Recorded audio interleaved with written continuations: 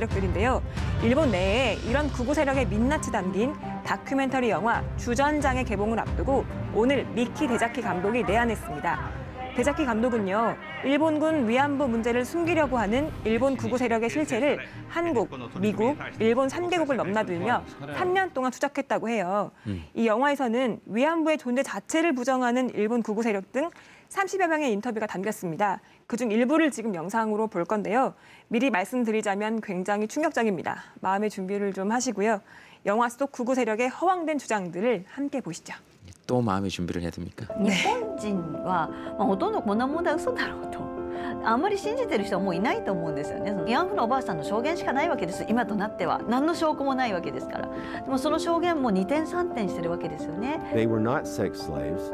They were prostitutes. Suddenly these women were recruited to give these stories to show that indeed they were just prostitutes and they were well compensated for what they did.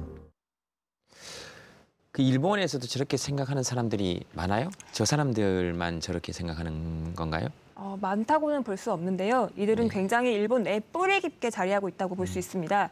아베 내각의 장관 중 85%가 극우 세력의 뿌리이자 중심이라고 할 수 있는 일본 회의 소속이고요. 아베 총리는 이 단체의 최고 고문이거든요.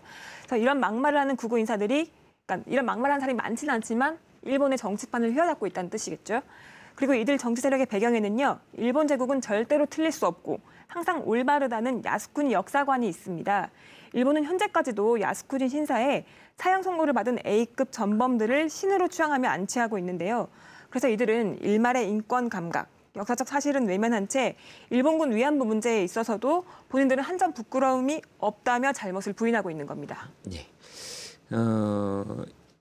일본 내에서도 이 영화 개봉됐을 때 반응이 있었을 거 아니에요? 네, 영화는 지난 4월에 일본에서 개봉을 했는데요. 반응이 매우 폭발적이었다고 합니다. 특히 일본 내 극우의 반발은 당연히 거셌고요. 데자키 감독은 극우 단체로부터 고소 협박을 받고 상영 중지 압력을 받기도 했고요. 심지어는 아베 총리까지 이 영화를 보지 말라고 했다고 합니다. 그런데 이게 오히려 아주 영화에 큰 홍보가 됐다면서 데자키 감독은요, 땡큐 아베라는 농담 섞인 인사를 건넸습니다. 네, 알겠습니다.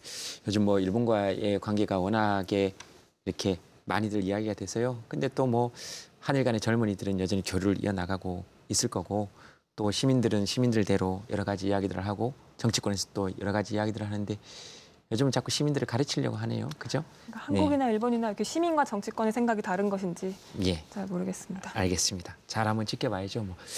예, 홍진기 기자 고맙습니다. 네.